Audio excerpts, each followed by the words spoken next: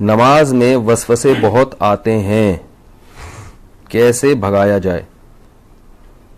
دیکھو نماز میں وسوسے اگر اس طرح کے آ رہے ہیں نا, وسوسے دو طرح کے ہوتے ہیں. بعض لوگوں کو طہارت یعنی ناپاکی کا وسوسہ شروع ہو جاتا ہے کہ پتہ نہیں ہوا تو نہیں خارج ہوئی ہے, پیشاب کا قطرہ تو نہیں نکلا, تو اس کے بارے میں صحیح حدیث ہے کہ جب تک 100% یقین نہ ہو وضو ٹوٹنے کا, اس وقت تک یہی سمجھا جائے گا کہ وضو باقی ہے.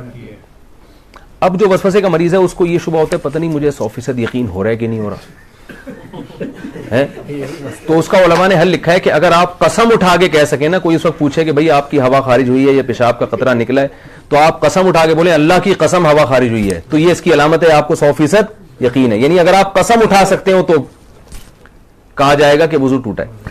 لیکن جو وہمی ہے نا وہ کہے گا پتہ نہیں میں قسم اٹھا سکتا ہوں کہ نہیں اٹھا سکتا. یہ بھی ہوتا ہے. اگر کوئی اس وقت مجھ سے پوچھے تو میں کیا قسم اٹھا سکتا ہوں, تو یاد رکھو اگر آپ کو اس میں ڈاؤٹ ہو رہا ہے اس کا مطلب ہے آپ قسم نہیں اٹھا سکتے. کیونکہ جب آپ نے کوئی یقین ہوتا تو کہتے ابھی رات کا وقت ہے نا, میں آپ سے پوچھوں بھائی ظہر ہے یا رات ہے, تو آپ قسم اٹھا کے فوراً, کوئی کتنا ہی وہم کا مرض ہو آپ قسم اٹھانے میں ہچکچاؤ گے نہیں. تو اگر یہ ہو رہا ہے پتہ نہیں قسم اٹھا سکتا ہوں, تو یہ اس کی علامت ہے کہ آپ قسم نہیں اٹھا سکتے اور آپ کا وضو نہیں ٹوٹا. پھر یہ فکر نہ کریں کہ حقیقت میں ہوا خارج ہوئی ہے نہیں ہوئی ہے, بس اللہ اس کے رسول نے جب کہہ دیا کہ آپ کا وضو باقی ہے تو وضو باقی ہے. دوسرا وسوسہ تجوید کا ہوتا ہے. الحمدللہ کو الحمد پتہ نہیں ہا حلق سے نکل رہا ہے کہ نہیں نکل رہا, یہ بھی ہوتا ہے. اتنی زور زور سے پڑھتے ہیں کہ ساتھ والے کے لیے نماز پڑھنا مشکل ہو جاتا ہے. تو ایسے وسوسے کے مریض کو چاہیے بس جلدی سے پڑھ لیا کرے. کسی نے بڑا اچھا ملفوظ بھیجا حضرت ڈاکٹر عبدالحی رحمۃ اللہ علیہ کا, کہ ان کے پاس ایک شخص آیا اور کہنے لگا میرے تو سردے ہی بیکار ہیں, میری تو نماز ہی بیکار ہے, نماز میں دل ہی نہیں لگتا اور وسوسے آتے ہیں, پتہ نہیں کہاں توجہ ہوتی ہے, ایسی نماز کا کیا فائدہ, ایسے سردوں کا کیا فائدہ. انہوں نے کہا یہ جو تم عجیب سی اور عجیب سے سردے کر رہے ہو جس میں تمہیں وسوسے آ رہے ہیں, کیا یہ سردہ مجھے کر سکتے ہو ایسا سردہ؟ انہوں نے کہا نہیں یہ تو نہیں کر سکتا. کتنی کیا پیاری دلیل دی. انہوں نے کہا اس کا مطلب ہے کہ یہ وہی سردہ ہے جو صرف کس کے سامنے ہوگا, اللہ کے سامنے.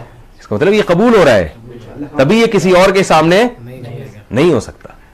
تو وہم کے مریض کو چاہیے بھائی, اسی طرح جن لوگوں کا نماز میں دل نہیں لگتا, خیالات آ رہے ہیں, بھائی ہے تو نماز نا, یہی خیالات والی نماز آپ کسی اور کے سامنے کھڑے ہو کر کبھی نہیں پڑھو گے, یہ اللہ ہی کے لیے.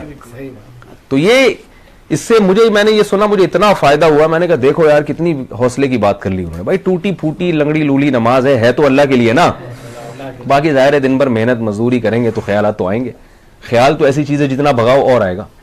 وہ لطیفہ سنا ہے کتے والا, وہ ایک پیر صاحب نے کسی کو, جعلی پیر تھے نا تو یہ تعویذ گنڈوں کا کام بہت کرتے ہیں, تو انہوں نے کسی کو تعویذ دیا اور 50-60 ہزار روپے اس تعویذ کی قیمت لی. اس دیہاتی کو کہا کہ یہ تعویذ ہے 50-60 ہزار روپے کا ہے, اور اب ان کو پتا تھا اثر ورثہ تو کچھ ہوگا نہیں, تو پیسے یہ مانگنے آ جائے گا. تو انہوں نے اس گنوار کو, دیہاتی کو کہا یہ تعویذ جب اثر کرے گا جب گھر میں جب تم داخل ہونا اس تعویذ کو لے کے, تو کالے کتے کا تصور دماغ میں نہیں ہونا چاہیے. اب آپ بتاؤ کون گھر میں داخل ہوتا ہے تو کالے کتے کا تصور ہوتا ہے؟ کسی کے بھی نہیں ہوتا. انہوں نے بولا جب گھر میں جاؤ گے تو کالا کتا نہیں ہونا چاہیے. اب وہ کہہ رہے یار 50 ہزار روپے خرچ ہو گئے, اور اگر کالا کتا دماغ میں آ گیا تو سارا تعویذ ضائع. اب وہ بار بار کہہ رہے یار یہ کالا کتا نکلے کسی طریقے سے, چھٹک رہا ہے یوں کر کے کالا کتا. وہ جتنا نکالو گے اتنا ہی دماغ میں آ رہا ہے. اب گھر کی دہلیز پہ پہنچ گیا تو یوں کر کے کتا نکال رہا ہے, کتا نکال رہا ہے, اور آ بھی کالا ہی رہا ہے. کہہ رہے کمبخت ایک تو آ بھی کتا رہا ہے اور اوپر سے کالا ہی آ رہا ہے. بھائی 3 دن تک یہ کرتا رہا ہے, گھر میں داخل ہی نہیں ہو رہا, بچوں کو باہر نکال دیا, کھانا ادھر ہی دو مجھے, جب کتا نکلے گا تو گھر میں داخل ہوگا میں. لیکن کتے نے تو اور گھسنا تھا. بالآخر یہی ہوا کہ گھر میں گیا تو ذہن میں کتا تھا. بعد میں آیا وہ اپنے جعلی پیر سے کہنے لگا یہ اثر ہی نہیں. انہوں نے دیکھا مجھے تو پتہ چل جاتا ہے تمہارے ذہن میں کتا تھا, اور عقیدت ہوگی کہ ایک تو ان کو پتہ بھی چل گیا. تو وسوسہ ایسی چیز ہے جتنا نکالو گے اتنا ہی آئے گا. اس لیے حکیم الامہ حضرت مولانا شرف علی تھانوی رحمہ اللہ نے لکھا ہے کہ وسوسے کا حل یہ ہے کہ نہ نکالو نہ خود سے سوچو, جو خود سے آ رہا ہے آنے دو. اللہ جب اسی وسوسے کے ساتھ نماز قبول کر رہے تو ٹھیک ہے, اور وضو کے بارے میں سوچو ہی نہیں, 3 دفعہ منہ دھو, اس کے بعد سوچو ہی نہیں یہاں سے کچھ یہاں سے کچھ. جو وہمی کے مریض ہیں ان کا کبھی بھی وضو نہیں ہو سکتا, ان کو آپ تالاب میں ڈبو کے نکالیں گے نا 6 دفعہ پھر بھی نہیں ہوگا ان کا وضو. تو یہ بہت بڑی بیماری ہے.